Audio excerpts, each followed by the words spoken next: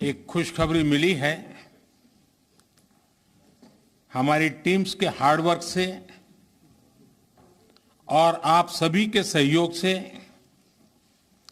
नई Delhi G20 leaders summit declaration पर सहमति बनी है।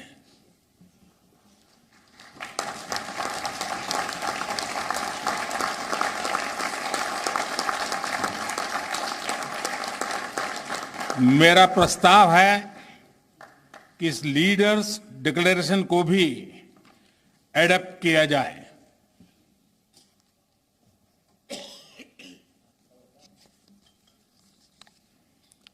मैं इस डिक्लेरेशन को एडॉप्ट करने की घोषणा करता हूं। मोदी ने कहा कि लीडर्स डिक्लेरेशन को अडॉप्ट किया जाए। प्रणय उपाध्याय का मैं रुख करूंगी। प्रणय, G20 के अभी ये दूसरा ही सत्र है और दूसरा सत्र अभी शुरू हुआ है और डिक्लेरेशन के ऊपर सहमति बन जाना, मुझे लगता है ये एक बड़ी सफलता है। प्रधानमंत्री मोदी ने कहा न्यू दिल्ली लीडर्स डिक्लेरेशन पर सहमति बनी, कैसे समझे? बिल्कुल, ये एक बहुत महत्वपूर्ण और बड़ी कामयाबी। अगर भारत की लीडरशिप की बात की जाए शोभना, तो आज का दिन बेहद खास, बेहद महत्वपूर्ण। अफ्रीकन यूनियन का इंक्लूजन, अफ्रीकन यूनियन को G20 की सदस्यता मिलना भारत की पहल पर हुआ। और बैठक खत्म होने से पहले, क्योंकि मैं उस समय बाली में मौजूद था जब G20 की पिछली बैठक हुई थी, कितनी मशक्कत हुई थी, किस तरीके से रात तक जो चर्चाएं हैं, वार्ताएं वो चलती रही थी, उसको भी हमने देखा था। और उस समय भी भारत की भूमिका बहुत महत्वपूर्ण थी, क्योंकि उस समय भारत की पहल के ऊपर ही जो G20 का डिक्लेरेशन है वो आ पाया था। लेकिन इस बार आप देखिए कि भारत की कामयाबी ही कही जा सकती है कि ये जो लीडर्स डिक्लेरेशन है इसके ऊपर सहमति बन चुकी है। हालांकि भाषा को लेकर अगर मैं कहूं तो जो लेफ्ट का जो वेस्ट के आपत्तियां थी, खासतौर पर रूस और यूक्रेन के मुद्दे के ऊपर, उसमें कहीं ना कहीं इस चीज के ऊपर सहमति बन गई है कि जो बाली डिक्लेरेशन की भाषा थी लगभग उसी को रखा जाएगा।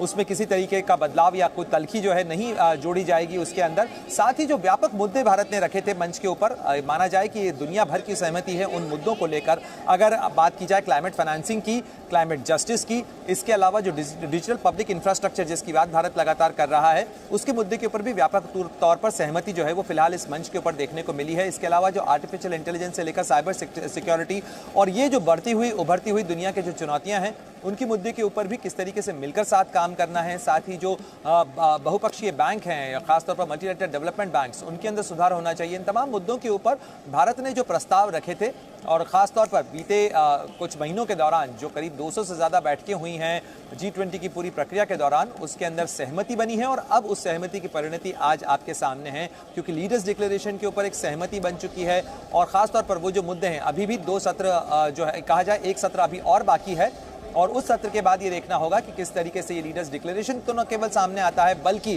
किस चेहरे के साथ में वो जो हैंडशेक है जिसका इंतजार रहेगा, कि किस बड़ी ग्रैंड तस्वीर के साथ दुनिया यहां से एक नजर होकर दिखना चाहती है। बिल्कुल प्रणय, मैं आपसे ये भी जानना चाहूंगी कि अब ये, क्योंकि ये तो निकलकर सामने आ ही गया है, प्रधानमंत्री नरेंद्र मोदी ने कहा है कि खुशखबरी है, डिक्लेरेशन जो है लीडर्स डिक्लेरेशन, उस पर सहमति बन चुकी है, डिक्लेरेशन आएगा।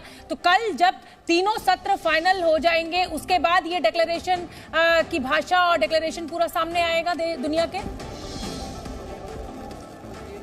जी, मान के चलिए शुभना कि दरअसल सहमति बन चुकी है, लगभग उसका ड्राफ्ट भी तय है। लेकिन चूंकि एक प्रक्रिया होती है, जब तीनों सत्र समाप्त हो जाएंगे तो उसके बाद न्यू दिल्ली डिक्लेरेशन जो है, चूंकि ये सभा जो है, ये जो सम्मेलन है, ये उसके बाद ही शिखर सम्मेलन खत्म होगा, तो उसके समाप्त होने के बाद उसके समापन सत्र के अंदर ये जो न्यू दिल्ली डिक्लेरेशन है वो जारी किया जाएगा और दुनिया को बताया जाएगा कि यहाँ से G20 की 18वीं शिखर बैठक के अंदर क्या क्या नतीजे हैं, क्या क्या जो फैसले हैं वो लिए गए हैं, और इन फैसलों के बाद कितनी तेजी से G20 का जो कुनबा है पूरा, वो जो तमाम देश हैं वो इसे किस तरीके से लागू करने जा रहे हैं। भारत की कामयाबी, जैसा मैंने कहा कि अफ्रीकन यूनियन का इसमें शामिल होना, यानी एक ज्यादा बड़ी और ज्यादा व्यापक सहमति का रास्ता भारत ने तैयार किया है।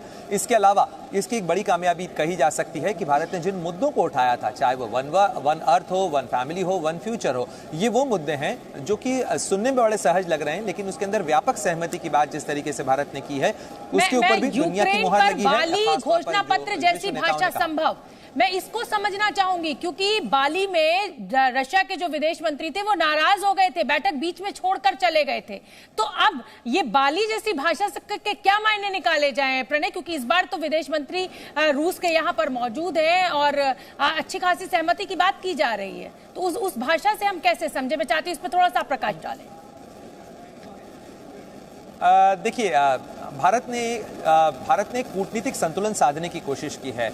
आपको अच्छी तरीके से याद होगा कि चर्चाएं चल रही थी कि क्या यूक्रेन के राष्ट्रपति व्लादिमीर ज़ेलेंस्की को बुलाया जा सकता है, क्या उनका कोई वीडियो संदेश हो सकता है। भारत ने इस चीज़ के अंदर बिल्कुल स्पष्ट रखा कि उसकी प्रेसिडेंसी में वो नहीं चाहता है, उसकी अध्यक्षता में, कि किसी तरीके के विवाद की हवा को और हवा दी जाए, और इसीलिए यूक्रेन के राष्ट्रपति को न तो निमंत्रित किया गया, न उनका कोई यहाँ पर संदेश हुआ। जहाँ तक रूस का सवाल है, रूस के साथ भी भारत ने संवाद रखा है। राष्ट्रपति पुतिन भले ही ना आए हों, लेकिन कुछ दिनों पहले ही प्रधानमंत्री नरेंद्र मोदी की बातचीत रूस के राष्ट्रपति से हुई है। और अगर भाषा की बात की जाए, देखिए बाली डिक्लेरेशन के अंदर जो डिक्लेरेशन आया था उसके अंदर प्रधानमंत्री मोदी ने समरकंद के अंदर जो कुछ कहा था कि ये युद्ध का समय नहीं है और युद्ध किसी चीज का समाधान नहीं है, और युद्ध से बचने के लिए दुनिया को उसको खत्म करने के लिए प्रयास मिलकर करना चाहिए, ये जो बात प्रधानमंत्री मोदी ने समरकंद के अंदर एससीओ की बैठक के अंदर कही थी, उसी की छाया जो है वो बाली डिक्लेरेशन के अंदर भी देखने को मिली थी। उस बाली डिक्लेरेशन की भाषा में जो